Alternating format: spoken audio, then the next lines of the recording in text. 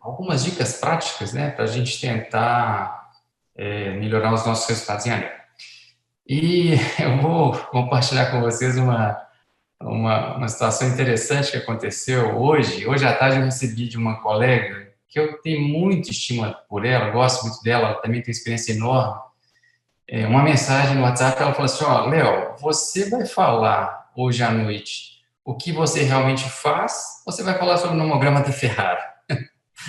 E por que ela me fez essa pergunta? Porque, né, não é todo mundo, né, a maioria das pessoas que me conhece sabe, eu trabalho com o anel de Ferrara, né, o Paulo Ferrara, né, o Dr. Paulo Ferrara foi quem me ensinou tudo que eu sei de anel, e sempre que eu posso, né, eu procuro homenageá-lo, porque realmente tenho uma gratidão enorme por ele, e eu estou envolvido nos últimos nomogramas, na construção dos últimos nomogramas de anel de Ferrara, desde aí há mais de 10 anos, 12 anos talvez, especificamente em nomogramas. Então, eu vou falar o que eu uso, que na realidade não é exatamente o nomograma de hoje, né, que existe no anel, mas algumas coisas de nomogramas passados, junto com o nomograma atual, né, o objetivo é tentar fazer ficar o mais fácil possível, para a gente ter o melhor resultado possível. Então, eu vou falar então sobre o planejamento cirúrgico. Esse aqui são os meu financial disclosure. Tem dois pontos muito importantes antes da gente começar a falar de anel, que é o mecanismo de ação, né? A gente, talvez, isso para o cirurgião que já faz anel no dia a dia, isso aqui é algo muito intuitivo, mas para quem está começando, fellow, residente, sempre bom ter em mente que quanto menor a zona óptica do anel, maior o seu efeito em termos de aplanamento, e quanto maior a espessura do anel, maior o seu efeito em termos de aplanamento. Então, o anel mais espesso aplana mais, e o anel numa zona óptica menor aplana mais também.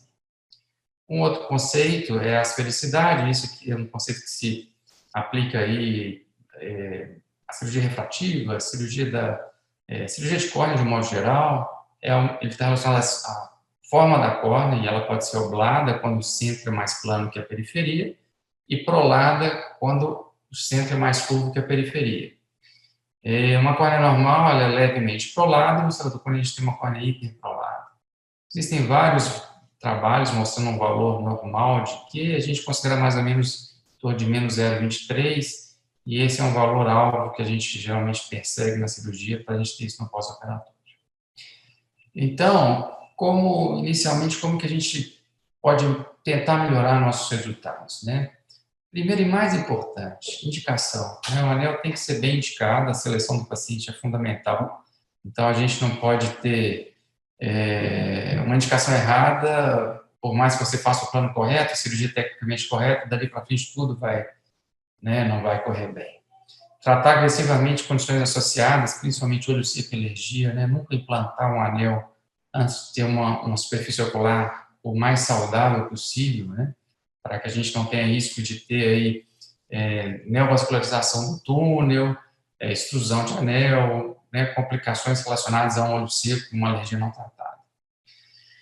Entender como selecionar o anel, né? Então, hoje em dia não tem mais porquê a gente se basear só no que um nomograma de determinado fabricante, e aqui todos os nomogramas funcionam muito bem, né? Independente do fabricante do anel, a gente não pode simplesmente receber aquilo que foi nos passado que deve ser um implante para anel sem a gente entender o que está sendo feito.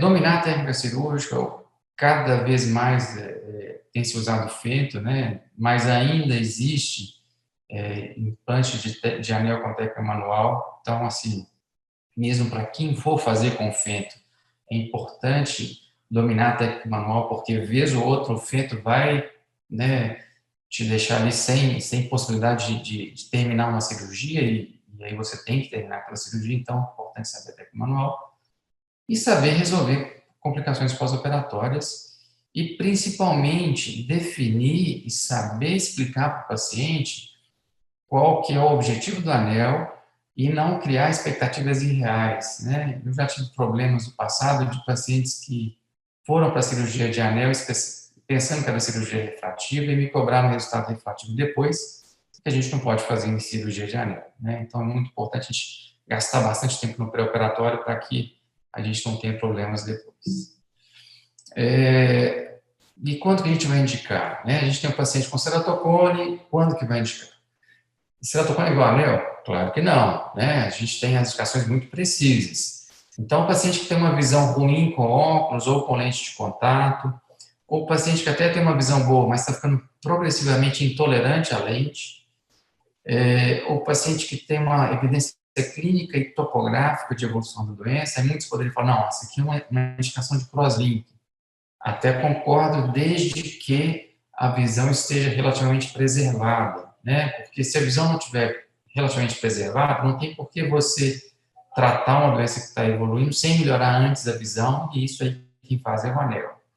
Melhorar a simetria da córnea, né? Em casos, principalmente, quando a gente vai fazer um outro procedimento, tipo cirurgia de catarata ou cirurgia de implante de lente fácil, que seria o último caso, preparar para o tratamento óptico.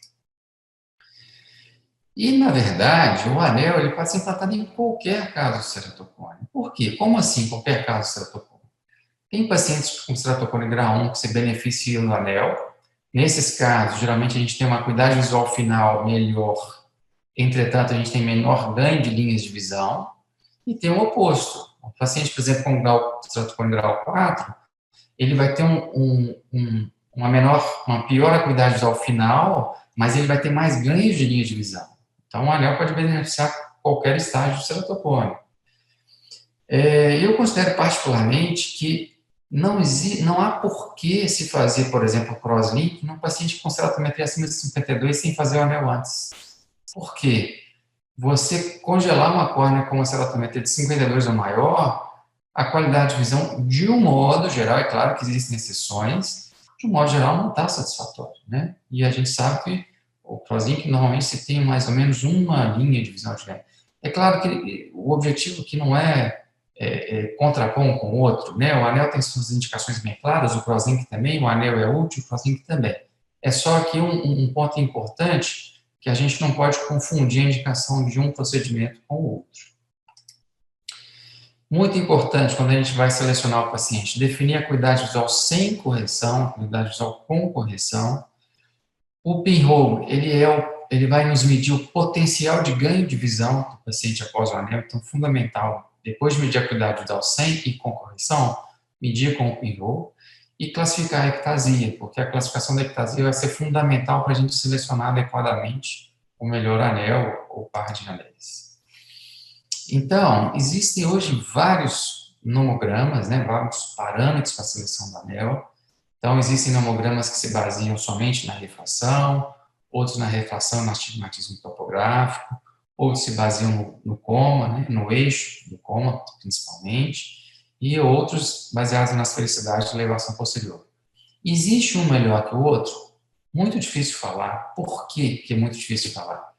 Porque tanto o fenótipo quanto o genótipo do ceratocone é extremamente heterogêneo, né? Então, é difícil fazer um estudo comparativo de nomogramas, por exemplo, porque, às vezes, dentro do próprio paciente, um olho responde diferente do outro, né? A biomecânica é muito pobremente entendida ainda, mas a gente sabe que todos funcionam, né? Uns funcionam talvez um pouquinho melhor para algumas situações, outros para as outras, e cada cirurgião tem mais ou menos aí a sua preferência, né? A minha preferência, especificamente, é a sfericidade, elevação posterior, mas não quer dizer que eu não olhe também para outros parâmetros, né, como eu vou mostrar.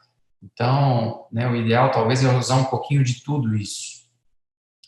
Então, como regras gerais, o que a gente precisa definir primeiro, né, diante aí de um exame de um paciente que vai ser submetido ao anel, implante do anel. Primeiro, definir o eixo mais curvo, né, e aí, por mais que seja uma coisa muito antiga, que muitos hoje em dia nem faz mais, mas traçar uma linha através do eixo mais curvo, ver qual que é a esfericidade, qual que é o astigmatismo topográfico desse paciente. Pode parecer algo muito, muito básico, isso que eu vou falar, mas muitos colegas ainda têm dúvida. Aonde eu coloco o anel? Temporal, nasal, superior, inferior? O segmento mais espesso do anel é sempre na área de maior ectasia. É básico, mas é importante a gente enfatizar isso. Outra regra importante, a gente sabe que quanto mais profundo o anel, menor o seu efeito, principalmente efeito de aplanamento. Então, um anel muito especial, ele vai funcionar muito, ele vai aplanar muito a córnea. Entretanto, existe aí risco de extrusão, risco de dificultar uma adaptação de lente de contato. E, em contrapartida, o anel profundamente implantado, ele praticamente não vai ter efeito, porque ele não está dentro do estroma. Nesse caso aqui, no canto inferior direito, a gente vê um anel pré-DCB, né? Então, esse anel, o efeito dele é mínimo. O ideal é um anel no estroma profundo, né? No estroma médio para profundo, onde ele vai ter uma boa proteção em relação à superfície da córnea, superfície anterior da córnea, e vai ter um bom efeito também de aplanamento. Hoje, isso era uma dúvida maior nos casos de cirurgia manual, né? Porque por mais que você tivesse um bisturi bem calibrado, bem setado, você nunca tinha exatamente certeza de que o anel estava naquela profundidade que você queria. Hoje, com laser de femtosegundo, isso melhorou enormemente, né? Principalmente aqui com o Pentacan, ele tem essa tabela aqui de anéis corneanos, onde você consegue ter, sem precisar de fazer cálculo nenhum, qual que é a profundidade que você vai fazer seu túnel, né? Ele dá aqui 70%, e aí varia 70% a 75%, de acordo com as preferências de cada cirurgião, você coloca esse valor e você sabe que o anel vai ficar naquela profundidade. Então, o Fento veio facilitar muito em termos de profundidade do anel. Outra regra importantíssima é essa: existe sempre uma relação, que deve ser uma relação que a gente nunca pode esquecer, entre a espessura do anel e a espessura da córnea no trajeto do anel. Então, essa divisão, né, o resultado dessa divisão deve ser em torno de 0,5. No máximo 0,52. Eu vejo, às vezes, alguns colegas falando, não, com Fento eu posso chegar até 0,60, até 60%. Eu, particularmente, acredito que 60% seja muito. Né? Vou dar aqui dois exemplos práticos. Então, vou, por exemplo, implantar um anel de 250 micra e um paciente tem no ponto mais fino 480. Essa divisão vai dar em 0,52. Tá bom, tá bem tranquilo. Agora, se esse mesmo anel o paciente tiver no ponto mais fino 450, já chegou em 0,55. Eu, particularmente, se a gente for pensar do ponto de vista de segurança de longo prazo, não é uma relação que me agrada muito. Então, eu uso aí 0,50, 0,52, porque a gente sabe que esse paciente vai ter um bom efeito um bom efeito em termos de segurança a longo prazo, sabendo que esse anel não vai sofrer uma instrução por estar superficial, né? Ainda em regras gerais, a gente deve evitar sempre as hipermetropias pós-operatórias, evitar as córneas obladas, evitar as hipercorreções, e aí, dentro disso, inversão do eixo do astigmatismo, evitar implantar segmentos em áreas que já são muito planas, porque você vai deixar aquela área mais plana e, consequentemente, vai induzir aberração, piorar a qualidade de visão, e sempre tentar corrigir a simetria da córnea. Então, córneas assimétricas, né, pedem segmentos assimétricos. E não estou falando especificamente do anel assimétrico, mas estou falando de dois segmentos de espessuras diferentes. E uma coisa que é muito importante, em anel, você pode ter dois planos cirúrgicos diferentes e ambos estarem corretos, né? Então, assim, às vezes, um colega fala, mas foi me recomendado fazer um plano, eu fiz outro, deu errado. Tudo bem, pode ser que realmente o plano não foi correto, mas você pode ter dois planos diferentes corretos? Sim, é possível sim. Então, aqui um exemplo prático, né, de a gente evitar, por exemplo, hipermetropias pós-operatórias. Esse paciente, por exemplo, tem um cone grau 2, um cone inicial, e é um paciente, se ele é um paciente que ele, por exemplo, tem uma hipermetropia elevada, eu vou dar preferência, por exemplo, para implantar um anel que aplanaria pouco a córnea, né, que não teria um efeito tanto de aumento dessa hipermetropia.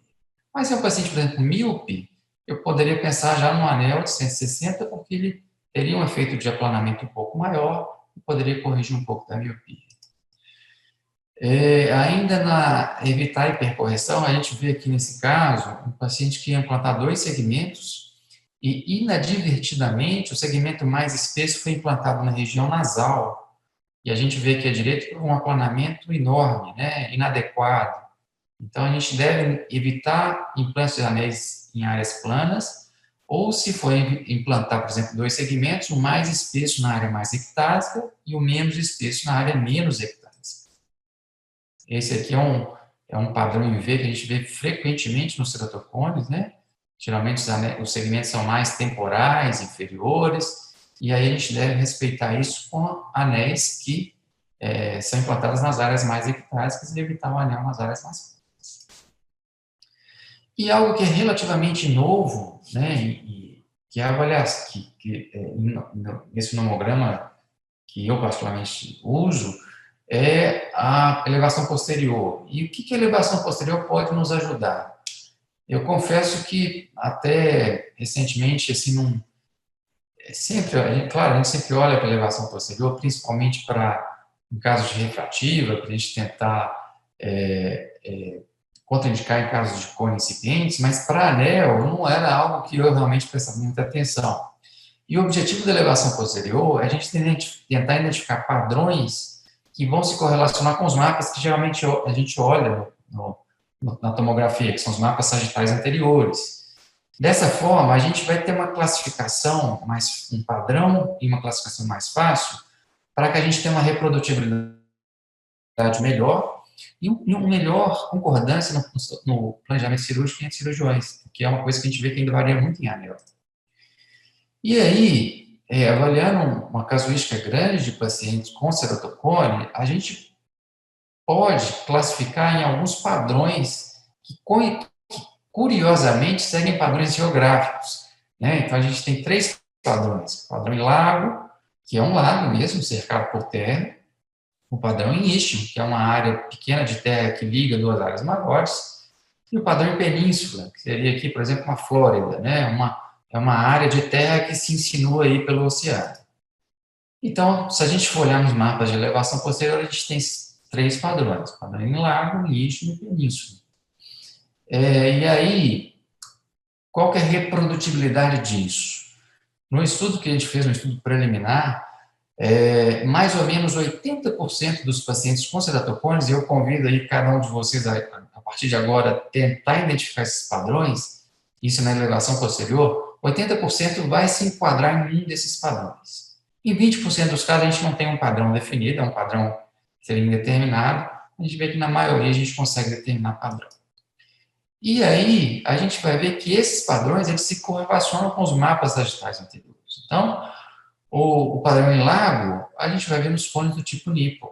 O istmo, nos boltais, nos cones astigmáticos, e as penínsulas nos cones ovais. Então, é muito interessante porque, às vezes, a gente viu um caso que não tinha muita certeza. Será que esse caso é um cone oval, é um Nipple que está descentrado?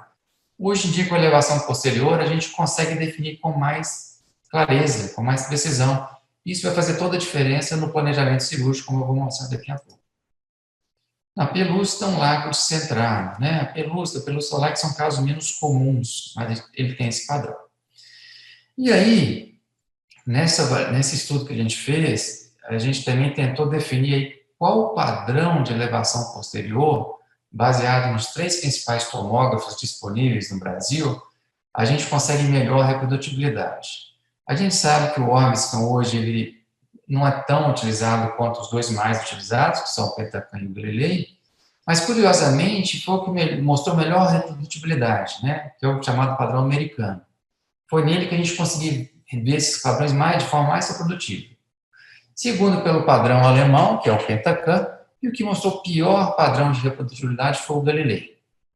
Agora, a gente pode, tanto no Pentacan quanto no Galilei, você pode mudar o padrão da elevação posterior para esses outros padrões, padrão americano ou padrão alemão. Então, não é nada difícil. Então, não é porque você tem um Galilei ou Pentacan que você não pode ter maior reprodutibilidade. Então, a sugestão seria mudar para o padrão americano, que é o padrão do Orbiscan. E para a gente entender, né, como que o anel funciona, é muito importante a gente entender essa tabela. Essa tabela foi construída por mim há mais de, acho que uns 10, 12 anos atrás. A gente vê em várias apresentações, mas ela é muito interessante porque ela mostra o quanto o anel é reprodutível em termos do seu efeito nos diferentes parâmetros. Então, a gente sabe que os anéis de comprimento de arco curto, eles têm pouco efeito de aplanamento, alteram pouco a esfericidade, mas reduzem muito o astigmatismo. Enquanto os anéis de comprimento de arcos longos, longo, como o 320, eles aplanam muito a córnea, muda muito a esfericidade. O 210 quase não muda o astigmatismo, mas o 320 ele tem um efeito moderado na, na mudança do astigmatismo. E a gente sabe que quanto mais tecido a gente implanta, mais efeito de aplanamento a gente vai ter, mais efeito de mudança da esfericidade a gente vai ter. Então, como regras gerais, a primeira coisa é definir o tipo de cone que a gente vai tratar. É um cone central, ele é nipple, é um cone estigmático, é um cone oval, é um cone pelúcido. Eu sei que existem várias classificações de ceratocone. Existe uma classificação muito usada na Europa, que é a classificação do Pepe Alfonso, que é mais utilizada para os nomogramas baseados em coma. Mas, para esse tipo de nomograma que eu estou apresentando, né, para esse tipo de forma de implantar o anel, essa classificação é mais utilizada, é a que é mais adequada, né?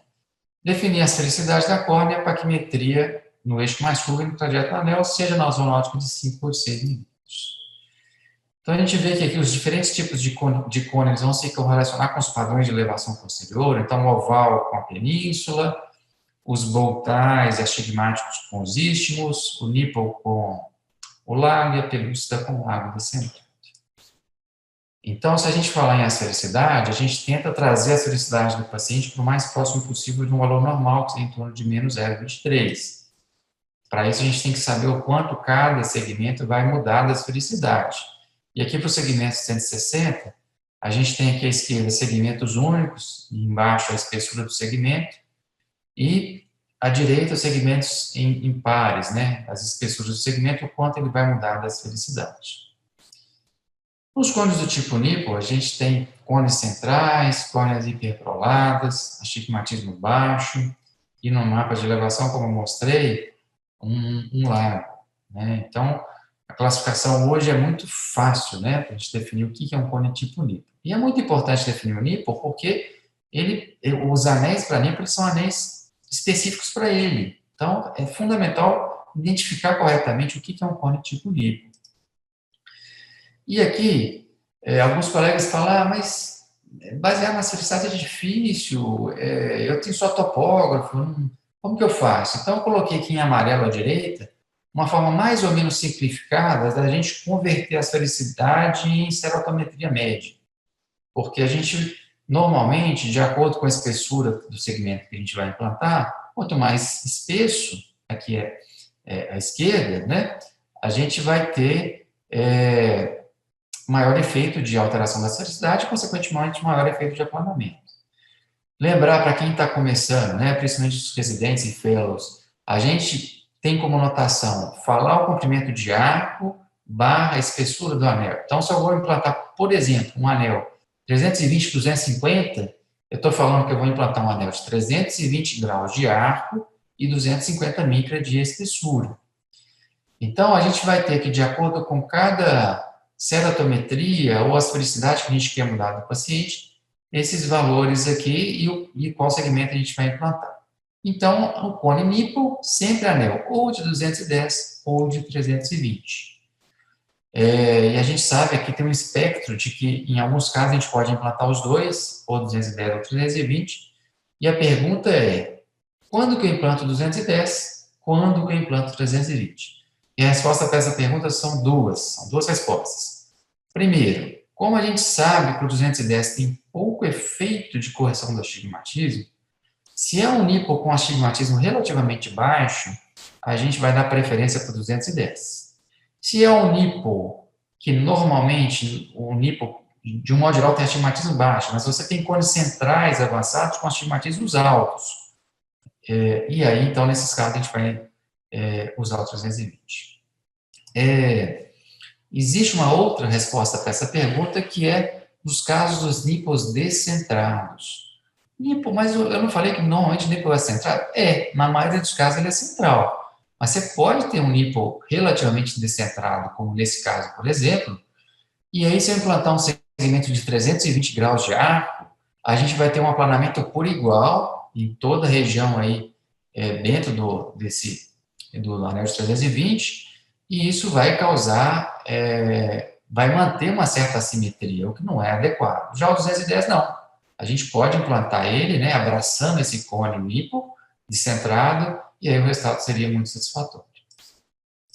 Mesmo caso esse aqui, a gente vê que é na mapa de elevação posterior um lago, um cone, não é um cone evoluído, né, mas a gente vê que ele está um pouco descentrado, não é um hipocentral. Então, nesse caso, o 210 vai ter uma indicação muito melhor do que o 320.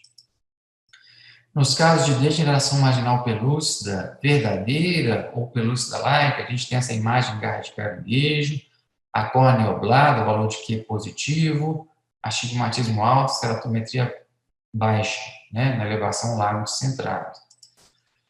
Então, essa é uma imagem típica. Aqui na lâmpada de fenda, a gente vê uma imagem de uma pelúcida verdadeira, né? Por quê? O que define uma pelúcida verdadeira é um afinamento, um adelgaçamento da córnea numa zona óptica de 7, 8 milímetros, né? Ao contrário da pelúcida light, que não tem esse afinamento da córnea.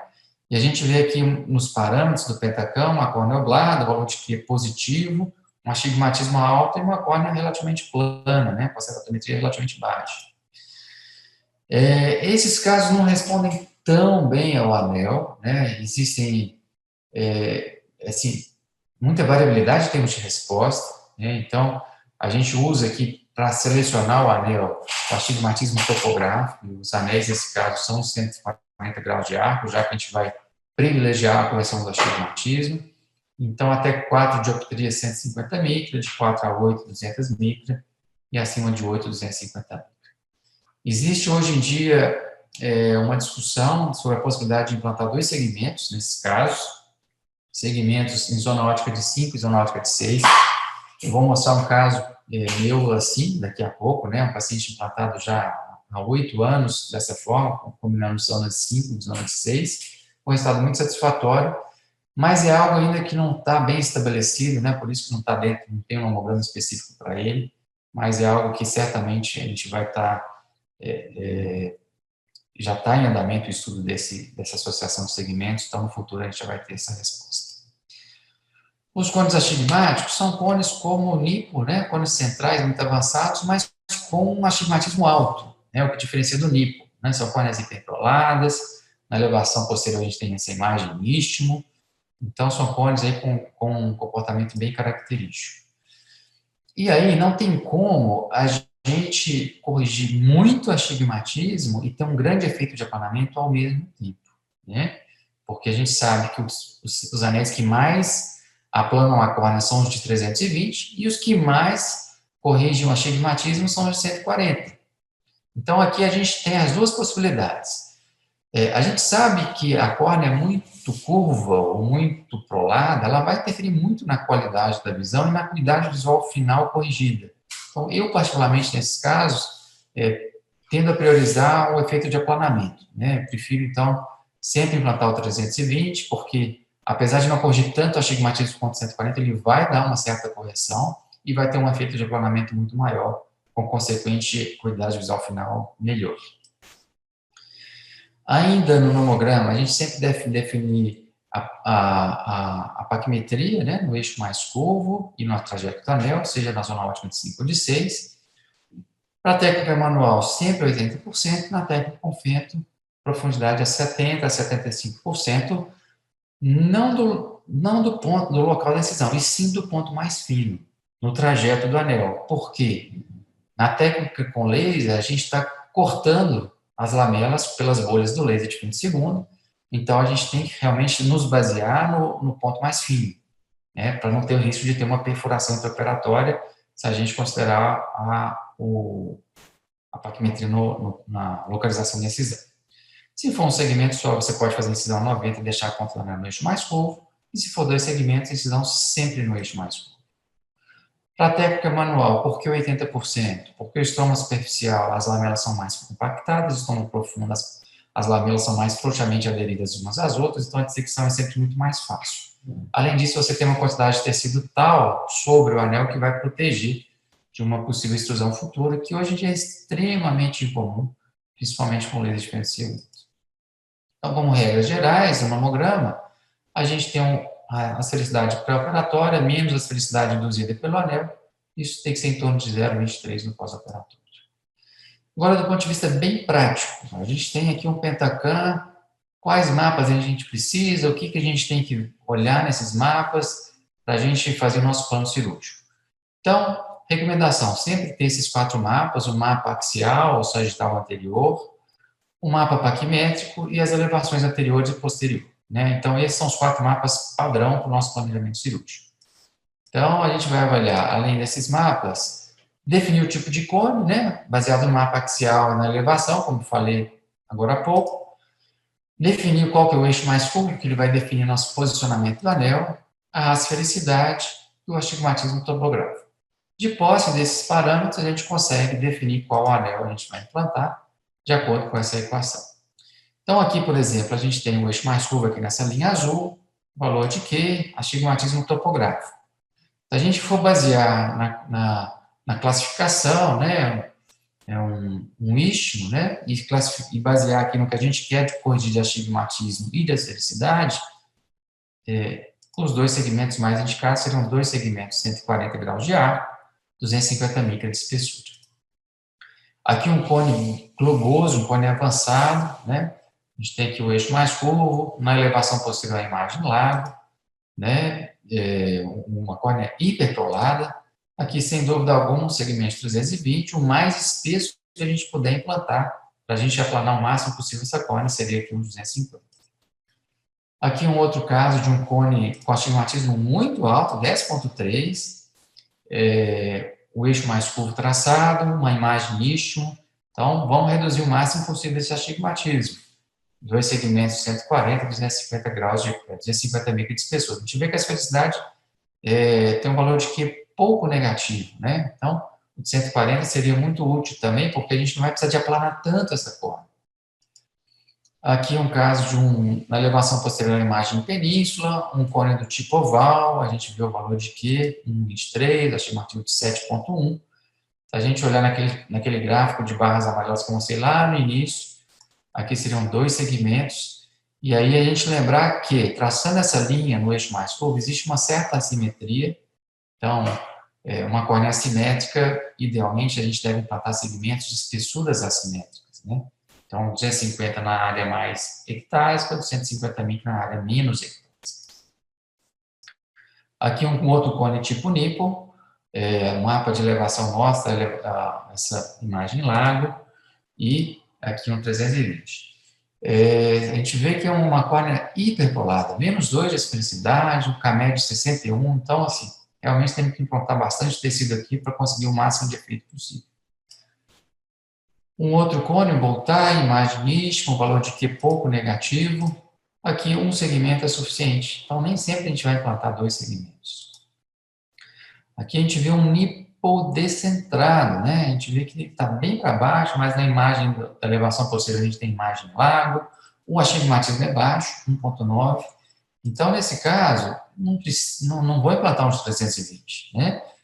Se eu implantar um 320, eu vou ter um aplanamento indesejável na região superior, que já é plana, né? Esse astigmatismo é baixo, então aqui é uma indicação perfeita para um 210, mas também de uma espessura maior, 250 micras, para a gente ter o máximo de aplanamento possível. Aqui um outro cone do tipo oval, a imagem península na elevação posterior, mas a gente vê que o Q não é tão negativo, o astigmatismo não é tão alto, um segmento aqui é suficiente, né? 250 micras. E aqui uma pelúcida, imagem garra de caranguejo, um valor de Q quase zero, um astigmatismo muito alto. Então, aqui seriam 140, 250. Certamente esse astigmatismo vai reduzir, mas não vai reduzir a contento, a quanto que a gente gostaria. O próximo passo seria implantar um segmento na zona ótica de 6 para tentar reduzir mais o astigmatismo. Seria uma opção também, uma opção muito útil. Hoje em dia tem se falado muito dos segmentos de comprimento de arco longo, né? O anel de 320 não é tão novidade mais, ele já está presente aí há alguns anos, mas existem aí um anel relativamente novo, né? O 320 começou mesmo em 2015, e desde 2018 existe um anel de zona ótica de 5 milímetros, 300 graus de arco. Então, por que a gente precisa de um anel de 300 se a gente já tem 210 e 320? Né? Essa é a pergunta no trabalho, que vai ser publicado provavelmente, né, no ano que vem, já foi encaminhado para publicação, onde a gente avaliou se o 320 ele seria tão eficaz o 300 ele tem eficácia contra o 320, se ele é mais seguro e se ele é mais fácil de implantar. Mais fácil de implantar, obviamente, né? Isso aí não tem dúvida. E a gente observa aqui que, em relação à acuidade visual pré e pós-operatória, o efeito dele foi melhor do que o de 210, mas foi muito parecido com o 320, né? Então, em termos de acuidade visual, não teve diferença. Em termos de aplanamento, ele fica entre o 320 e o 210. Ele tem um efeito de aplanamento maior do 210, mas um pouco menor que o 320. E a mesma coisa em relação à mudança da esfericidade. Então, eu diria que é um anel muito útil, mas não para aqueles cones extremamente avançados, né? Mas ele tem o seu papel, sim, né? Sendo um pouco mais eficaz que o 210, um pouco menos que o 320. Aqui são alguns casos clínicos. À esquerda, pré-operatória, à direita, pós-operatório. A gente viu uma melhora grande da acuidade, da esfericidade, efeito de aplanamento, melhora de acuidade visual. Em um outro caso aqui, sim, um efeito melhor de melhora de acuidade visual, mostrando que o anel de 300 também é bastante eficaz. E quando que a gente implanta esses anéis? Então, sempre cones centrais, córneas hiperpoladas, eles têm efeito de correção da miopia. Se o astigmatismo é mais baixo, 210, é moderado, 300, 320. E pacientes com cone um pouco mais evoluídos, porque a gente sabe que, por exemplo, se a acuidade visual é melhor que 20/30, num dos trabalhos que a gente fez, a gente mostrou que os únicos casos que teve piora de linha de visão foram esses pacientes com acuidade visual muito boa. Então, não é um anel com cone inicial moderado, é sempre o cone mais moderado para avançado. E ele age como um novo limbo, porque vai aplanar a córnea todo por igual na região ali dentro do anel. É possível usar a técnica manual? Mas não é o ideal. Para falar bem a verdade, não é o ideal, porque é um anel de comprimento de arco muito longo, né? Então a gente precisa ter um túnel que ele, para chegar até o final, ele tem que a gente precisa usar uma espátula em espiral. E qual é o problema dessa espátula em espiral? O túnel ele vai ter diferentes profundidades na região proximal distal, porque ela vai em espiral. E aí, ficando no túnel mais profundo distalmente, existe o risco de haver uma perfuração no final, seja pela espátula ou pelo próprio anel no momento do implante. Então, a recomendação é, se for implantar esse segmento com técnica manual, fazer o túnel com a espátula convencional até passar da marca inferior e só depois entrar com a espátula em espiral para minimizar a chance de perfuração. Esse vídeo aqui é um vídeo simplesinho, mas mostra aqui, nesse ponto, ao se empurrar o anel, houve uma perfuração pelo próprio anel. A gente vê que, ao comprimir um pouco a córnea, a incisão sai um pouco de aquoso agora, então houve uma perfuração, né? Então, aqui tem que tirar esse anel, colocar outro anel, foi implantado no 210, mesmo estando perfurado, não era o ideal, né? Porque, assim, foi planejado no 320, mas foi um resultado ainda assim satisfatório. Então, o 300, ele entra aqui entre o 320, ele está mais próximo do 320, né? Até, obviamente, o arco é quase 320, então ele está mais próximo em termos de efeito do 320 do que do 210, então ele pode ser útil em alguns casos. E essa associação de anel de 300 com 300 ou 320 com lente escleral é uma associação extremamente útil para a gente poder protelar o transplante nesse caso de cones avançados. Esses pacientes podem facilmente atingir a acuidade visual aí 20/30, 20/25 até 20/20, mesmo em casos avançados. Então, em cones avançados hoje, né, a indicação são os anéis de comprimento de arco longo. A gente sempre tem que observar que frequentemente há uma discrepância entre o reflexo de Purkinje e o centro da pupila, então tentar a meia distância entre os dois. Essa associação do anel de 320 com a lente escleral pode protelar um transplante de córnea. E sempre que possível, nesse caso, usar com laser, né? Se for fazer manual, tomar muito cuidado com essa espátula em espiral. Aqui é um dado de um dos trabalhos que a gente fez no 320, mostrando que para cones avançados, ele tem um efeito de aplanamento da ceratometria, em média, de 8 dioptrias. Isso não tem nenhum outro anel que consegue aplanar tanto. Então, realmente, ele é muito útil nos casos avançados. E quando a gente tem um resultado que a gente não esperava em anel, o que a gente tem que buscar, o que a gente tem que procurar? Existe um ABCD do resultado inesperado, né? Então é bom a gente ter isso em mente, que seria assimetria, biomecânica, centralização e profundidade. O que é isso? Assimetria. Se a gente tem uma assimetria da córnea, essa córnea assimétrica a gente deve implantar segmentos de forma assimétrica.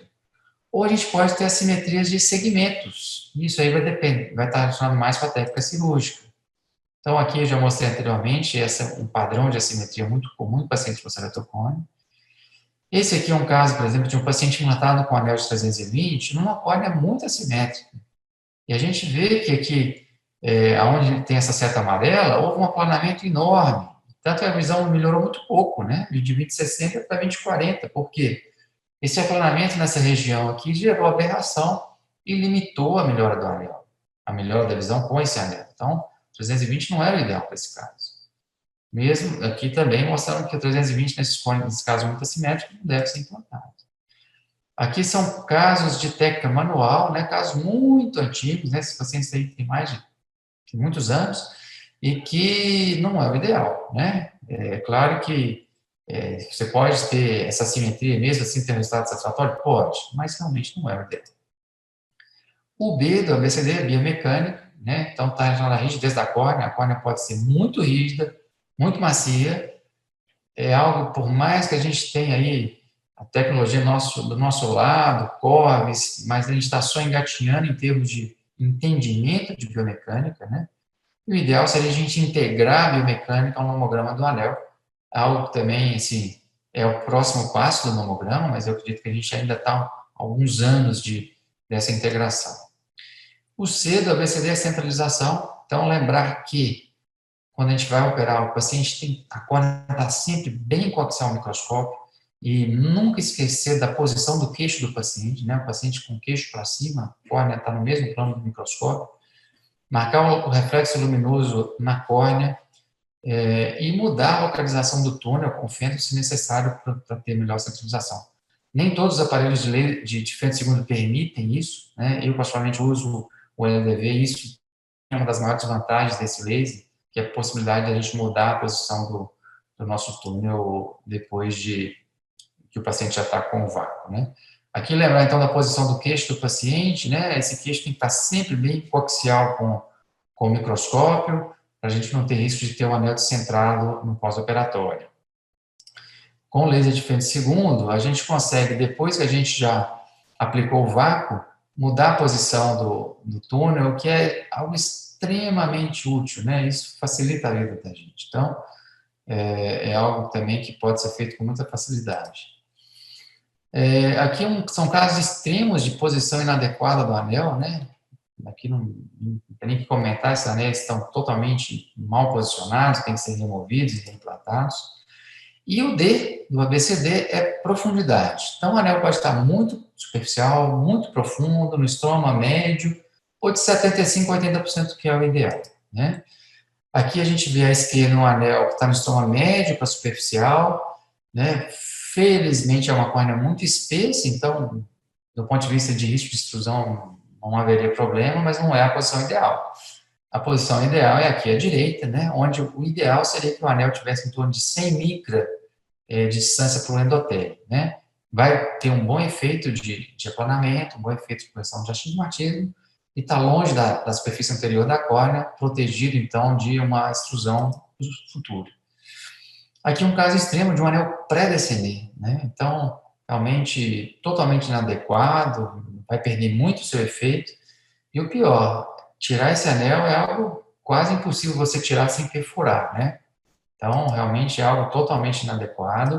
A gente vê que o anel, existe já publicação a respeito de que ele é extremamente seguro para o endotélio, quando está na posição adequada, mas nesse caso, né, pré-DCM, ele causou aqui uma córnea gutata localizada por sofrimento endotelial pelo próprio anel, né, sobre a DCM.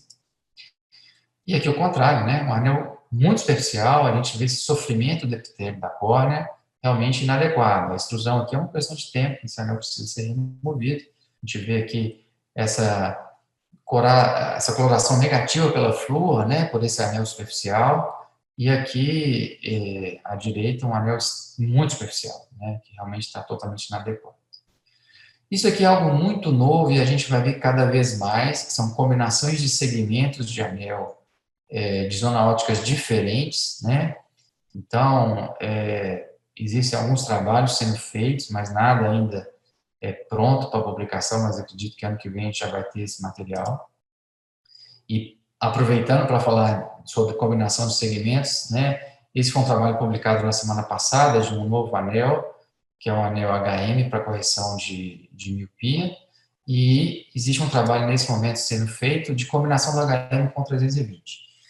Só para resumir o resultado desse trabalho do HM, esses pacientes eram submetidos ao implante desse anel, pacientes com córneas finas e miopias moderadas, que não poderiam ser submetidos à cirurgia refrativa, com a finalidade da gente economizar tecido para depois submeter esse paciente a um PRK.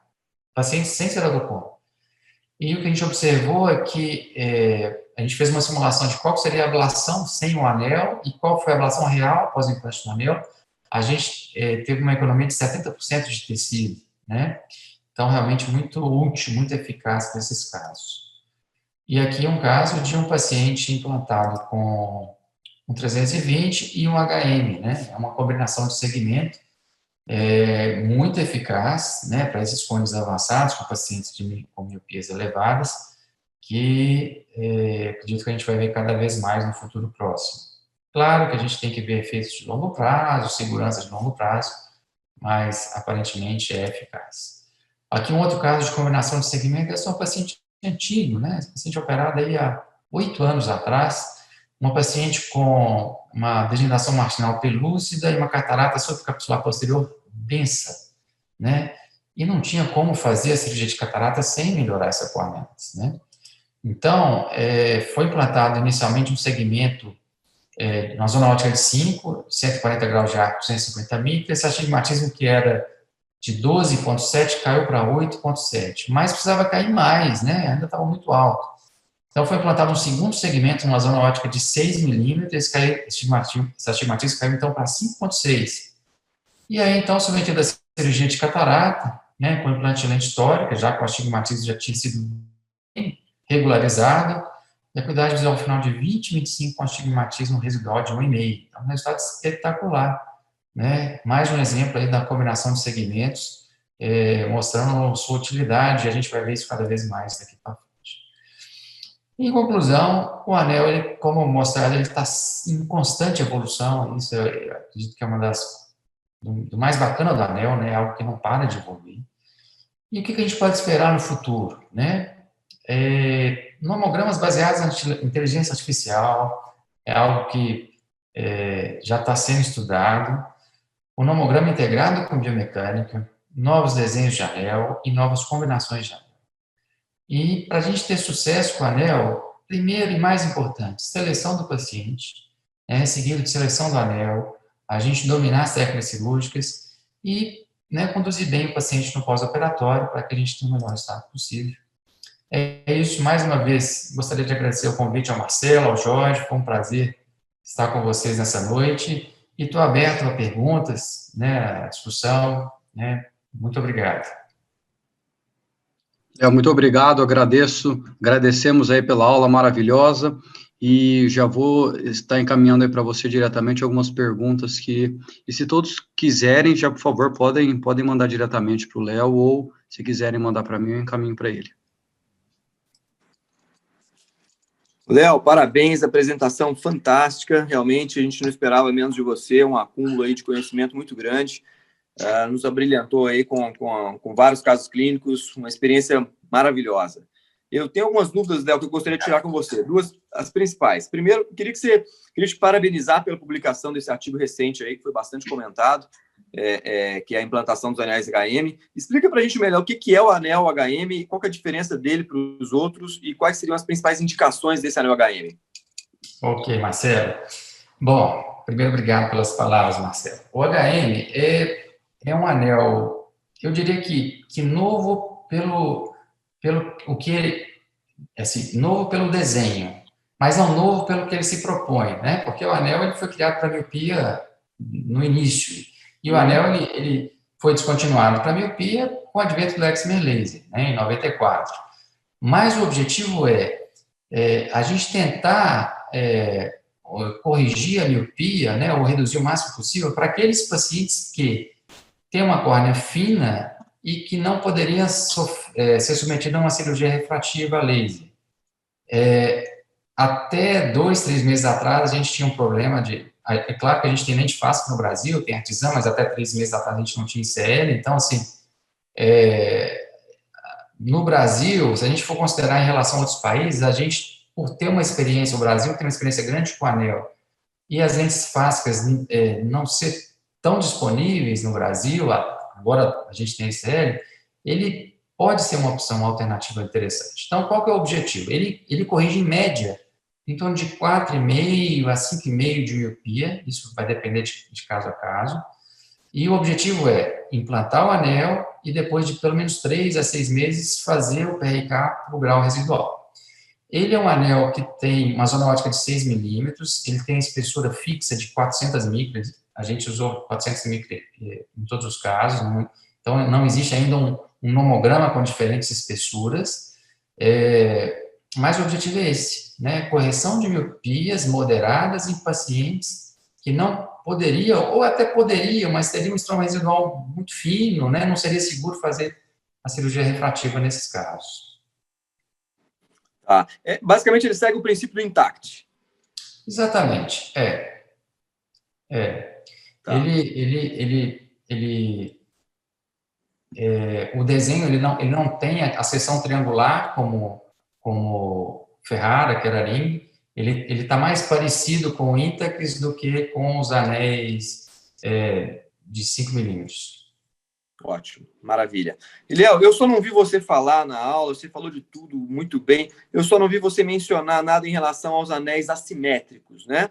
E você desencantou deles ou você não teve uma experiência muito positiva?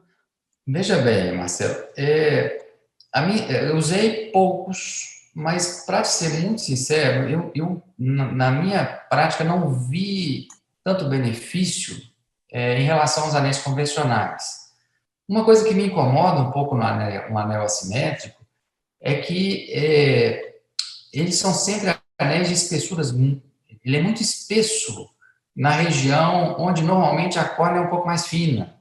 Então, nem sempre essa relação espessura da córnea e espessura do anel é segura, porque normalmente onde a córnea é mais fina, o anel assimétrico ele se propõe a colocar mais tecido.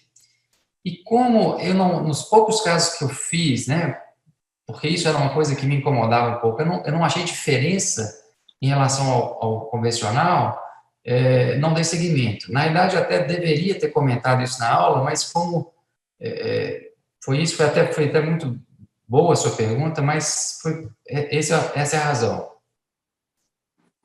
Maravilha. Basicamente isso, Léo, eu vou liberar para o pessoal fazer, estou vendo que tem várias perguntas interessantes, se você quiser você mesmo ir passando por elas aí, tá dá okay. Uma olhadinha aí e fica à vontade para você responder.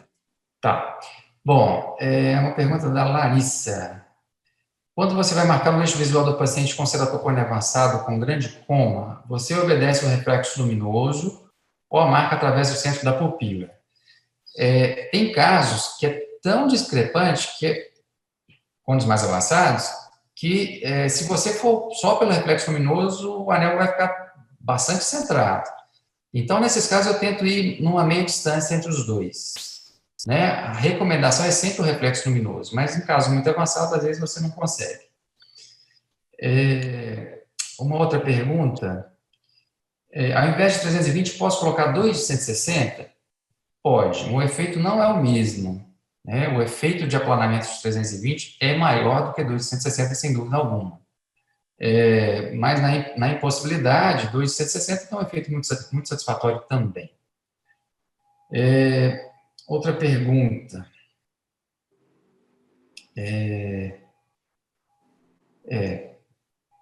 Não, seria isso, 2 de 160. Agora uma outra pergunta. Da Edna. Que bom, Edna. Eu fico honrado, viu, Edna? Você está aqui presente conosco. A Edna, que tem uma experiência muito maior que eu, né, do início de anel. Observei que na combinação do anel de 320 de 5 e 6 milímetros, houveram 2 incisões, uma em local diferente da outra. uma incisão estava exatamente em cima da cabeça do anel de 5 milímetros. Isso traz ou não algum problema? Edna, esse implante foi feito em 2 tempos cirúrgicos. Desde que seja em 2 tempos cirúrgicos, o anel esteja profundamente implantado e a incisão fechada e cicatrizada, não vejo problema algum, né? Agora, as incisões foram baseadas aqui no eixo mais curvo, por isso que foram em posições diferentes. Outra pergunta, na ablação pós-HM, qual a zona óptica é sugerida? 5.8, né? É uma zona óptica, uma regra que a gente nunca deve fazer ablação na região do anel, né? Então, é uma ablação que tem que ser menor do que o anel, 5.8 até um pouco menor, se você julgar que 5.8 estaria muito, muito próximo, por causa do risco de raise. Então, a ablação sobre anel apresenta alto risco de raise, então tem que ser menor. Patrick, que bom, Patrick Figueiredo, joia, Patrick. No anel HM, qual é o efeito na esfericidade, no aplanamento e principalmente na aberração esférica numa córnea que é normal? Isso está dentro do trabalho. Realmente, eu não vou dizer que ele é totalmente isento em termos de indução de aberração. Induz sim, nessa publicação está descrito lá. O que acontece em termos de satisfação do paciente, em termos de correção da metropia, realmente, assim, se a gente coloca na balança, não houve nenhum paciente que a gente não tem isso publicado, né, mas a gente tem isso, material nosso, não tem nenhum paciente que não faria novamente o procedimento, sabe? Então, realmente, ele é seguro. É claro que a gente tem que saber, assim, tem que ter um follow-up maior para saber a estabilidade refracional, né? Esse trabalho foi o primeiro trabalho, o follow-up é de 6 meses apenas, é um trabalho preliminar, mas aparentemente é algo bastante útil. Uma outra pergunta, pacientes com pupilas grandes seria uma contraindicação?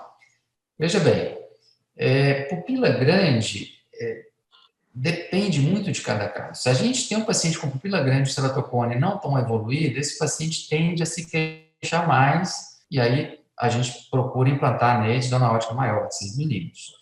Agora, se é um paciente que tem uma córnea, um ceratocone mais evoluído, que a gente vê que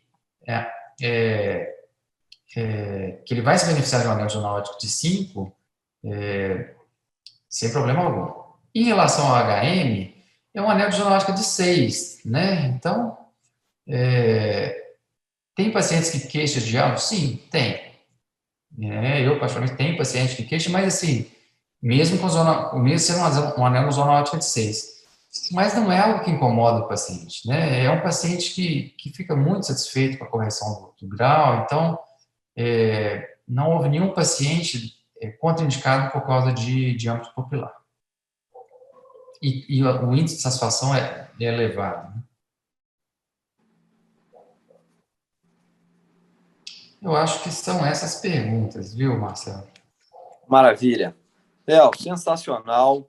Realmente o pessoal agradece muito aí sua didática, sua paciência e principalmente aí a dedicação do seu tempo. Léo, fantástico, sensacional. Gostaria de depois convidar você pessoalmente para vir aqui conhecer o nosso serviço e fazer umas cirurgias com a gente para a gente aprender mais ainda. Só te agradecer e parabenizar, Léo. Fantástico por todo o trabalho que você tem feito, a experiência que você tem passado, não só para a gente, mas para o mundo todo. Vocês são a referência, você está de parabéns. Muito obrigado mesmo. Obrigado, Marcelo. E pode me convidar que eu vou sim. Deixa eu só melhorar essa questão aí da